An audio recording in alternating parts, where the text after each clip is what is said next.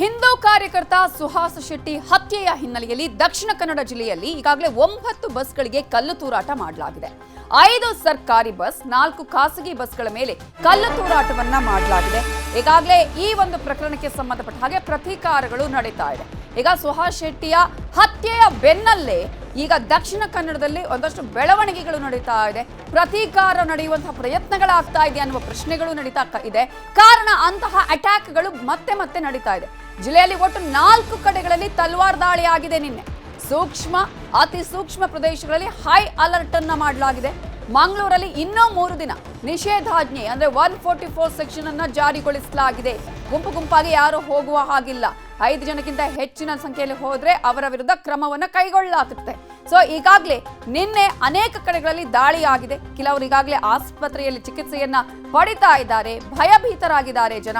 ಏನಾಗುತ್ತೋ ಅಂತ ಹೇಳಿ ಪ್ರತೀಕಾರಕ್ಕೆ ಪ್ರತೀಕಾರ ಅಂತೂ ಖಂಡಿತ ಮಾಡಿದ್ರೆ ಯಾರೂ ಕೂಡ ಬದುಕೋದಕ್ಕೆ ಸಾಧ್ಯನೇ ಇಲ್ಲ. ಇಂತಹ ಸಂದರ್ಭದಲ್ಲಿ ಜನ ಕೂಡ ಅರಿತುಕೊಳ್ಬೇಕಾಗತ್ತೆ.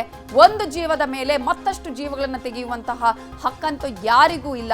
ಈಗ ನಾವು ಗಮನಿಸ್ತಾ ಇದ್ದೀವಿ ದೃಶ್ಯಗಳಲ್ಲೂ ಕೂಡ ಅನೇಕ ಬಸ್ಗಳಿಗೆ ಕಲ್ಲು ತೂರಾಟವನ್ನ ಮಾಡಲಾಗಿದೆ. ಸರ್ಕಾರಿ ಬಸ್ಗಳಿಗೆ, ಖಾಸಗಿ ಬಸ್ಗಳಿಗೆ ಅಲ್ಲಿ ಜನಜೀವನ ಅಸ್ತವ್ಯಸ್ತಗೊಳಿಸುವಂತಹ ಪ್ರಯತ್ನಗಳು ನಡೀತಾ ಇದೆ. ಕೋಪ, ಆಕ್ರೋಶ ಇದ್ರೂ ಕೂಡ ಅಟ್ಲೀಸ್ಟ್ ಶಾಂತಿಯಿಂದ ಜನ ಅಲ್ಲಿ ಬದುಕುವಂತಹ ಪ್ರಯತ್ನಗಳನ್ನ ಈಗ ಮಾಡಬೇಕಾಗಿದೆ. ಇದರ ಬಗ್ಗೆ ಮಾಹಿತಿಯನ್ನ ಕೊಟ್ಟಿದ್ದಾರೆ ನಮ್ಮ ರಿಪೋರ್ಟರ್ ಕಿಶನ್ ಶೆಟ್ಟಿ. ಏನೇನಾಗಿದೆ, ಯಾವ ರೀತಿಯ ಪರಿಸ್ಥಿತಿ ಇದೆ ಅನ್ನೋದರ ಡೀಟೇಲ್ಸ್ ಅನ್ನ ನಮ್ಮ ರಿಪೋರ್ಟರ್ ಕಿಶನ್ ಶೆಟ್ಟಿಯಿಂದ ನೋಡೋಣ. ಹಿಂದೂ ಕಾರ್ಯಕರ್ತ ಸುಹಾಸ್ ಶೆಟ್ಟಿಯ ಹತ್ಯೆಯನ್ನು ಖಂಡಿಸಿ ನಿನ್ನೆ ದಕ್ಷಿಣ ಕನ್ನಡ ಜಿಲ್ಲೆ ಬಂದ್ ಆಗಿತ್ತು. ಸುಮಾರು 9 ಬಸ್ಗಳಿಗೆ ಕಲ್ಲು ತೂರಾಟವನ್ನು ಮಾಡಲಾಗಿತ್ತು. 5 ಮಂದಿಗೂ ಹೆಚ್ಚು ಜನರಿಗೆ ಚೂರಿರಿತ ಕೂಡ ಆಗಿರುವಂತದ್ದು. ಈಗಾಗಲೇ ಬಸ್ಗಳನ್ನ ಪೊಲೀಸರು ವಶಪಡಿಸಿಕೊಂಡಿದ್ದಾರೆ. ನಾವೀಗ ದೃಶ್ಯಗಳಲ್ಲಿ ಗಮನಿಸ್ತಾ ಇದ್ದೀವಿ. 4 ಕೆಎಸ್ಆರ್ಟಿಸಿ ಬಸ್ ಸೇರಿದಂತೆ ಸುಮಾರು 5 ಖಾಸಗಿ ಬಸ್ಗಳಿಗೆ ಕಿಡಿಗೇಡಿಗಳು ಕಲ್ಲು ತೂರಾಟವನ್ನು ಮಾಡಿದ್ರು. ಬೆಳಗ್ಗೆ 6 ಗಂಟೆಯಿಂದ ಸಂಜೆ 6 ಗಂಟೆ ತನಕ ಇಡೀ ಜಿಲ್ಲೆಯಲ್ಲಿ ವಾಹನ ಸಂಚಾರವನ್ನ ಬಂದ್ ಮಾಡಬೇಕು, ವ್ಯಾಪಾರ ವಹಿವಾಟನ್ನು ಬಂದ್ ಮಾಡಬೇಕೆಂಬ ಆದೇಶವನ್ನ, ಒಂದು ಮನವಿಯನ್ನ ವಿಶ್ವ ಹಿಂದೂ ಪರಿಷತ್ ಹೊರಡಿಸಿತ್ತು. ಆದ್ರೆ ಕೆಲ ಬಸ್ಗಳು ಇದರ ಹೊರತಾಗಿ ಕೂಡ ರಸ್ತೆಗಿಳಿದಿತ್ತು. ಹಾಗಾಗಿ ಬೆಳಗ್ಗೆಯೇ ವಾಹನಗಳಿಗೆ ಕಲ್ಲು ತೂರಾಟದ ಪ್ರಸಂಗ ಕೂಡ ಆಗಿರುವಂತದ್ದು. ನೀವು ದೃಶ್ಯಗಳಲ್ಲಿ ಗಮನಿಸ್ತಾ ಇದ್ದೀರಿ.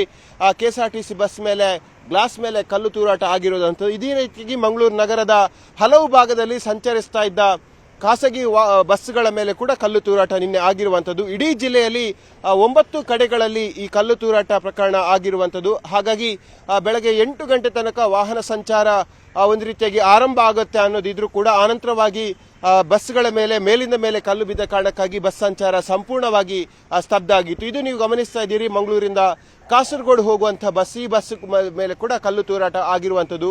ಮಂಗಳೂರಿನ ಹಂಪನಕಟ್ಟೆ ಸೇರಿದಂತೆ ಬೇರೆ ಬೇರೆ ಭಾಗಗಳಲ್ಲಿ ಬಸ್ ಮೇಲೆ ಕಲ್ಲು ತೂರಾಟ ಆದ್ರೆ ದಕ್ಷಿಣ ಕನ್ನಡ ಜಿಲ್ಲೆಯ ಬೆಳ್ತಂಗಡಿ ಸೇರಿದಂತೆ ಹಲವು ಭಾಗದಲ್ಲಿ ಕಲ್ಲು ತೂರಾಟವನ್ನು ಮಾಡಿ ವಾಹನ ಸಂಚಾರವನ್ನ ತಡೆಯುವಂತಹ ಪ್ರಯತ್ನವನ್ನ ಕೂಡ ನಿನ್ನೆ ಮಾಡಲಾಗಿದೆ. ಇಡೀ ಜಿಲ್ಲೆಯಲ್ಲಿ ಹಲವು ಭಾಗದಲ್ಲಿ ಈ ರೀತಿಯ ಅಹಿತಕರ ಘಟನೆಗಳು ಕೂಡ ಆಗಿದೆ. ಸುಮಾರು 5 ಜನರ ಮೇಲೆ ಚೂರಿರಿತ ಪ್ರಕರಣಗಳು ಕೂಡ ಆಗಿದೆ. ಇದೇ ಸುಹಾಸ್ ಶೆಟ್ಟಿ ಕೊಲೆಗೆ ಪ್ರತೀಕಾರ ನಡೆಯುತ್ತೆ ಅನ್ನೋದು ಪೊಲೀಸರಿಗೆ ಕೂಡ ಬಹಳಷ್ಟು ಸಂಶಯ ಕಾಡ್ತಾ ಇದೆ. ಯಾಕೆಂದ್ರೆ ಈ ರೀತಿಯ ಘಟನೆಗಳನ್ನ ಗಮನಿಸಿದಾಗ ಪ್ರತೀಕಾರದ ಹತ್ಯೆಗಳು ಮುಂದುವರಿಯುವಂತಹ ಸೂಚನೆ ಕೂಡ ಇರುವಂತದ್ದು. ಹೀಗಾಗಿ ಪೊಲೀಸರು ಸಾಕಷ್ಟು ಎಚ್ಚರವನ್ನು ವಹಿಸಿದ್ದಾರೆ. ಇಡೀ ಜಿಲ್ಲೆಯಲ್ಲಿ ಪೊಲೀಸ್ ಹದ್ದಿನ ಕಣ್ಣನ್ನ ಇಟ್ಲಾಗಿದೆ.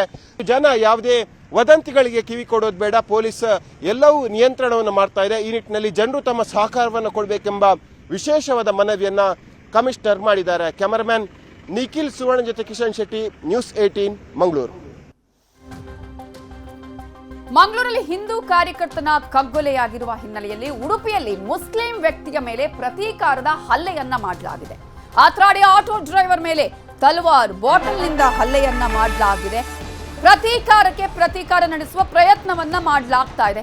ಯಾರೋ ಅಮಾಯಕರು ಈಗ ಇದಕ್ಕೆ ಬಲಿಯಾಗುವಂತಹ ಸಂದರ್ಭಗಳು ಕೂಡ ನಾವು ಗಮನಿಸ್ತಾ ಇದ್ದೀವಿ.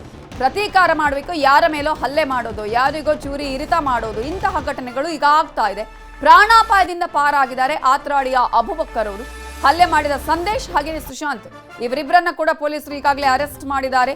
ಪ್ರತೀಕಾರಕ್ಕೆ ಹಲ್ಲೆ ಮಾಡಿದ್ದೇವೆ ಅಂತ ಹೇಳಿ ಇಬ್ರು ಕೂಡ ಈಗ ತಪ್ಪೊಪ್ಪಿಗೆಯನ್ನ ಮಾಡಿದ್ದಾರೆ, ತಪ್ಪೊಪ್ಪಿಗೆ ಕೊಟ್ಟಿದ್ದಾರೆ. ಅಲ್ಲಿ ಪ್ರತೀಕಾರದ ಹಲ್ಲೆ ಅಲ್ಲ ಅಂತ ಹೇಳಿ ಬಿಜೆಪಿ ನಾಯಕರು ವಾದ ಮಾಡ್ತಿದ್ದಾರೆ. ಹಲ್ಲೆ ಪ್ರಕರಣವನ್ನ ತಿರುಚಲಾಗಿದೆ ಅಂತ ಬಿಜೆಪಿ ನಾಯಕರು ತಿರುಗೇಟು ಕೊಡ್ತಾ ಇದ್ದಾರೆ. ಕಾಂಗ್ರೆಸ್ ಮೇಲೆ ಬಿಜೆಪಿಯ ಉದಯ್ ಕುಮಾರ್ ಶೆಟ್ಟಿ ಗರಂ ಆಗಿದ್ದಾರೆ. ಆದ್ರೆ ಈಗ ಆರೋಪಿಗಳೇ ಹೇಳ್ತಾ ಇದ್ದಾರೆ, ಹೌದು ನಾವು ಈ ಒಂದು ಸುಹಾಸ್ ಶೆಟ್ಟಿಯ ಹತ್ಯೆಗೆ ಪ್ರತೀಕಾರ ತೀರಿಸ್ತಾ ಇದ್ದೀವಿ ಅನ್ನುವಂತಹ ವಿಚಾರವನ್ನ ಸ್ಟೇಟ್ಮೆಂಟ್ ಅಲ್ಲಿ ಕೊಟ್ಟಿದ್ದಾರೆ.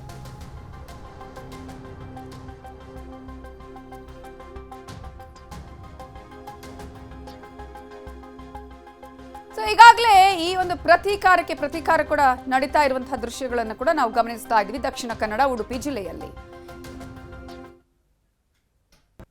ನಿನ್ನೆ ದಿವಸ ರಾತ್ರಿ ಹಿರಿಯಡ್ಕ ಪೊಲೀಸ್ ಸ್ಟೇಷನ್ ವ್ಯಾಪ್ತಿಯಲ್ಲಿ ಒಂದು ಕೊಲೆ ಯತ್ನ ಪ್ರಕರಣ ದಾಖಲಾಗಿದೆ.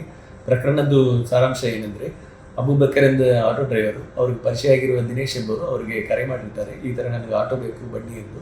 ಆ ನಿಟ್ಟಿನಲ್ಲಿ ಅವರು ಅಬೂಬಕರ್ ಆಟೋ ತಗೊಂಡು ದಿನೇಶನ್ನು ಪಿಕಪ್ ಮಾಡಲಿಕ್ಕೆ ಹೋಗ್ತಾ ಇರ್ತಾರೆ. ಈ ಸಂದರ್ಭದಲ್ಲಿ ಅತ್ರಾಡಿ ಜಂಕ್ಷನ್ ಪಕ್ಕದಲ್ಲಿ ಯಾರೋ ಇಬ್ಬರು ಅನ್ನೋನ್ ಪರ್ಸನ್ಸು ಗಾಡಿನಲ್ಲಿ ಬೈಕ್ನಲ್ಲಿ ನಿಂತ್ಕೊಂಡು ಅವರು ಹಿಂದೆ ಫಾಲೋ ಮಾಡಿ ಗಾಡಿಯನ್ನು ಅಡ್ಡಾಕ್ಸಿ ನಿಲ್ಲಿಸಿ ಎಂದು ಹೇಳಿಬಿಟ್ಟು ಅವರಿಗೆ ಅಬೂಬಕರ್ಗೆ ಥ್ರೆಟ್ ಕೊಡ್ತಾ ಇದ್ದಾರೆ. ತದನಂತರ ಅಲ್ಲಿಂದ ತಲ್ವಾರು ಮತ್ತು ಬಾಟಲಿಂದ ಕೈನಲ್ಲಿ ಇಟ್ಕೊಂಡಿರೋದ್ರಿಂದ ಅಬೂಬಕರ್ ಗಾಡಿಯನ್ನು ಮುಂದೆ ಚಲಾಯಿಸಲಿಕ್ಕೆ ಅಡ್ಡವಾಗಿ ಬಂದು ಇವರು ಗಾಡಿ ನಿಲ್ಲಿಸಿದ್ದಾರೆ. ಅಲ್ಲಿಂದ ಅಬೂಬಕರ್ ಗಾಡಿಯನ್ನು ನಿಲ್ಲಿಸಿ ಪಕ್ಕದಲ್ಲಿ ಇರುವ ಯಾರೋ ಒಬ್ಬರು ಮನೆಯಲ್ಲಿ ಕಾಂಪೌಂಡ್ ಹಾರಿ ತಪ್ಪಿಸ್ಕೊಂಡು ಓಡೋಗಿರ್ತಾರೆ. ತದನಂತರ ಅವರು ಪೊಲೀಸ್ ಸ್ಟೇಷನಲ್ಲಿ ಬಂದು ದೂರನ್ನು ಕೊಟ್ಟಿದ್ದಾರೆ. ನಿನ್ನೆ ನೈಟ್ನೇ ಅವರು ಯಾರು ಇಬ್ಬರು ಎಂದು ವೆರಿಫೈ ಮಾಡಿ ಎನ್ಕ್ವೈರಿ ಮಾಡಿದಾಗ ಅಲ್ಲಿ ಸುಶಾಂತ್ ಮತ್ತು ಸಂದೇಶ್ ಎಂದು ಗೊತ್ತಾಗಿದೆ. ಅವರಿಬ್ಬರು ಹಿರಿಯಡ್ಕದವರು. ಅವರು ನಿನ್ನೆ ಬಜ್ಪೇನಲ್ಲಿ ಆಗಿರುವ ಮರ್ಡರ್ ಹಿನ್ನೆಲೆಯಲ್ಲಿ ಅವರು ಈ ಘಟನೆಯನ್ನು ಮಾಡಿರುವುದಾಗಿ ನಮ್ಮ ಪೊಲೀಸರಿಗೆ ಮಾಹಿತಿಯನ್ನು ತಿಳಿಸಿರ್ತಾರೆ. ಈಗ ಸದ್ಯಕ್ಕೆ ಇಬ್ಬರು ಆರೋಪಿಗಳನ್ನು ಅರೆಸ್ಟ್ ಮಾಡಿ ಈಗ ಮಾನ್ಯ ನ್ಯಾಯಾಲಯ ಮುಂದೆ ಪ್ರೊಡ್ಯೂಸ್ ಮಾಡಲಾಗುವುದು. ಮುಂದೆ ಮುಸ್ಲಿಂ ಸಮುದಾಯದ ಹುಡುಗನಿಗೆ 2 ಮಂದಿ ಇವತ್ತು ಹಲ್ಲೆ ಮಾಡಿದ್ದಾರೆ ಅಂತೇಳಿ ಎಲ್ಲ ವಾಟ್ಸಪ್ ಗ್ರೂಪ್ಗಳಲ್ಲಿ ಸುದ್ದಿ ಹರಿದಾಡ್ತಾ ಇದೆ. ಏನು ಸಂಗತಿ ಇಲ್ಲ ಅಂತೇಳಿ ನಾವು ಅಲ್ಲಿ ಕಾರ್ಯಕರ್ತರ ಕೇಳಿದಾಗ ಅದು ಏನೂ ಆಗಿಲ್ಲ, ಏನು ಮಾರಣಾಂತಿಕ ಹಲ್ಲೆಯೂ ಕೂಡ ಆಗಿಲ್ಲ. ಅದನ್ನ ಸುಹಾಸ್ ಹತ್ಯೆಗೆ ಇಲ್ಲಿ ಪ್ರತೀಕಾರವಾಗಿ ಅಬೂಬಕರನ್ನ ಮಾಡಿದ್ದಾರೆ ಅಂತ ಇವತ್ತು ಸುದ್ದಿಯನ್ನು ಹರಡಿಸ್ತಾ ಇದ್ದಾರೆ.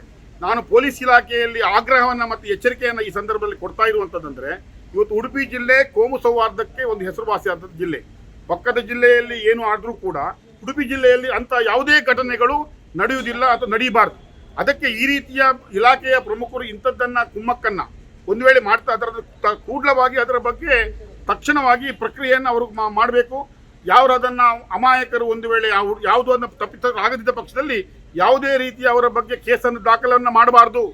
ಒಂದು ವೇಳೆ ನೀವು ಮಾಡಿದ್ದೇ ಆದರೆ ಒಂದು ಜವಾಬ್ದಾರಿತ ರಾಜಕೀಯ ಪಾರ್ಟಿಯಾಗಿ ಭಾರತೀಯ ಜನತಾ ಪಾರ್ಟಿ ಮುಂದಿನ ದಿವಸಗಳಲ್ಲಿ ಉಗ್ರವಾದ ಹೋರಾಟವನ್ನು ಮಾಡ್ತೇವೆ.